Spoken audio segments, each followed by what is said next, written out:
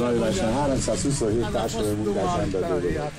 Itt a testvérszakosztály Rorog, Raktényi Lali, olyan Kovács Zoli, lapja itt állatmester osztályban a hivatalban.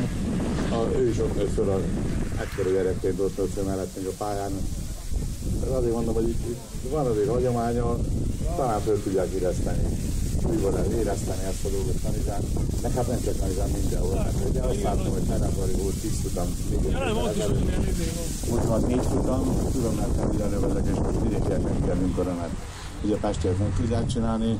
A motorsportra visszatérve még volt Dél-kupa, Észak-kupa, Kelet-kupa, Nyugat-kupa, most egyfajta van.